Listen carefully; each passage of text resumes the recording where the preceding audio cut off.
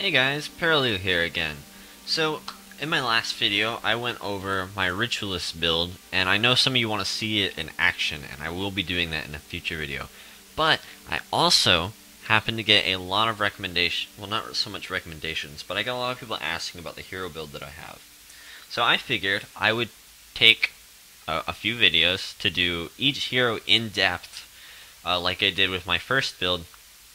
And this build is called the 7 Hero Support build, and it's a term that's thrown around a lot in the Guild Wars community. But it is a build that is very strong at soloing anything in the game. Like, you have this setup, and whatever setup you want for your hero, you can solo basically anything as long as you're very careful and are watching how you play. So we're going to take the time to go through this one at a time, and I want to go in depth and make sure you understand each hero. So, for our first hero, and I will be looking over here occasionally. I have some notes over here. Just going to make sure I get everything right. Our first hero needs to be a Necromancer Ritualist. Now, the particular hero isn't necessarily important. They just need to be a primary of whatever is required for the role. So this role requires a Necromancer primary. So I just chose Master of Whispers. You can choose another one if you want. This one requires 10 in Curses, 8 in Soul Reaping, and 12 in Restoration. So for our skills, and this one is called the Curses Resto Necromancer. For our skills we have Pain of Disenchantment. Target foe loses 2 enchantments. If an enchantment was lost in this way, that foe and all adjacent foes lose 70 HP.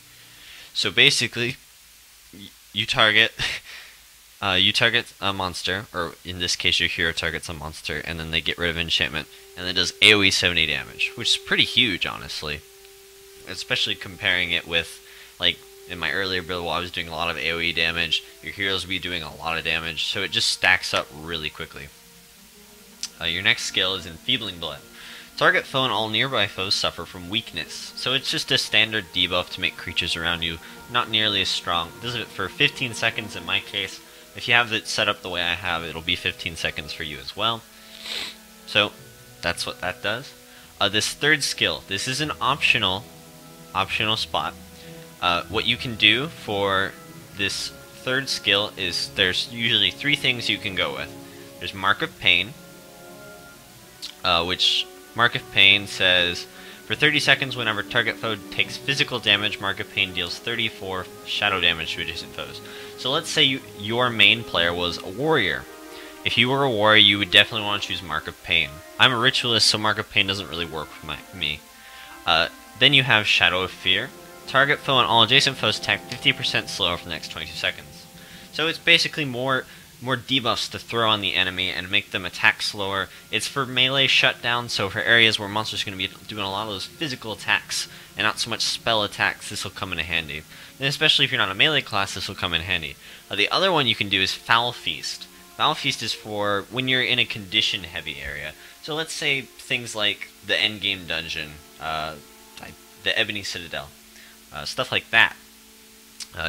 What Foul Feast says is all conditions are transferred from target other ally to yourself. For each condition acquired this way, you gain 27 health and 1 energy. This skill recharges twice as fast if you remove disease from your target. So, you just put all things in yourself and you gain a lot of HP, and it's really good. So, but I recommend Shadow of Fear in the context of what I run. I think it's really good, and it's overall going to be more consistently better against most things. So if you want to just make your hero and never change it again, Shadow of Fear is consistently better against everything. And it's not like you're gonna enter an area and never fight melee enemies. Our next skill, Signet of Lost Souls. If target foe is below 50% HP, you gain 58 health and 6 energy. So basically, you might have to micro this a little bit with your heroes. You just got to be careful with it, but your hero will target something with 50% HP, and he'll just gain HP and energy, and he'll be able to continue to do what he does best. Next skill, Mend Body and Soul. Target ally is healed for 96 health. The ally loses 1 condition for each spirit within earshot. The spirit's not going to be as much, well, I guess it does count your friendly spirits. So you'll have a Spirit Bomber in this build. So basically, this skill might as well say, your target ally loses all conditions and is healed for 96 HP. So it's a healing spell. This is basically going to be your guy that throws out a bunch of curses on enemies and slows them down and makes them easier to kill, and heals your hero team and keeps you alive. Next skill is Spirit Light. Oh. Target ally is healed for 156. If any spirits are within earshot, you don't sacrifice health. This does require 17% of your HP to cast, so that's something to keep in mind. But if there's a spirit within earshot, you're not going to sacrifice that health, and you're always going to have a spirit within earshot when he's casting this, so might as well not even consider that. But it's just a healing skill, so it keeps you alive. Protective was Kaolai. Hold Kaolai's ashes for up to 51 seconds, so it's an item. While you hold his ashes, you have 10 more armor, and when you drop it, all party members are healed for 70 HP. He's basically always going to be holding this, and he can drop it for an emergency heal. And then our final skill is Life. Create a level 11 spirit. When this spirit dies, all non-spirit allies within its range are healed for 6 HP. For each second the spirit was alive. This spirit dies after 20 seconds. So, ideally, this spirit stays up for 20 seconds, and then he dies, and then everybody in the area gains 120 HP. Pretty strong. And it also coordinates well with your Men, Body, and Soul, and your Spirit Light, because this is a spirit. So, that's the build in terms of skills. And then, let me go to the hero. What I have set up for him is, surprisingly, and this is something I found out, so most of the weapons are going to come from the Factions campaign. So if you're Kurzik, you can go to the, what's it called, the Vasberg Armory, and if you are a Luxon, you can go to the Leviathan Pits.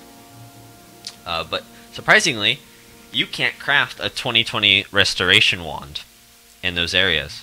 I found this out the hard way. This is actually going to be the hardest item for you to get out of this hero build, but I needed a Torment weapon anyway from the Ebony Citadel, so I figured, might as well just get a Torment weapon for my hero. So I ended up getting a Torment weapon for an Arm Brace of Truth. So I got the Torment. So basically what you need is a Q9. That requires 9 Restoration Magic. That's basically what that means. And you need 2020. So 2020 is the halves skill recharge of Restoration Magic skills and halves casting time. When you get a Torment weapon, it will automatically have the halves casting time, but it won't have the halves skill recharge, I believe. Or it's one way or the other. So you'll need to get the Aptitude, not Attitude inscription for this. So have that. So that's what you need for that slot. And then you can get a Restoration Focus. This can be crafted in those 2 areas that I mentioned earlier, and I'll have that in the description. Just a Restoration Focus with 2020. 2020 is the chance 20% stuff. And this is also referred to as a 40-40 set, so you have a wand and a focus that are both working. Then, what you want for these is you want Survivor Insignias, so that'll give health based on which type of armor piece it is, and you want Vitae runes. But you also want 1 Fortitude rune, which I don't seem to have on here, but I will edit that eventually. That's generally where the price comes in, and just depends on how much you want to spend on it. It's not required, but it's definitely suggested that you get these. So those are the buffs that you get. And yeah, that will be our Curse Resto guy. So thank you for watching this video, and in the next video I will be going over the Minion Bomber. So yeah, thank you for watching. See you next time.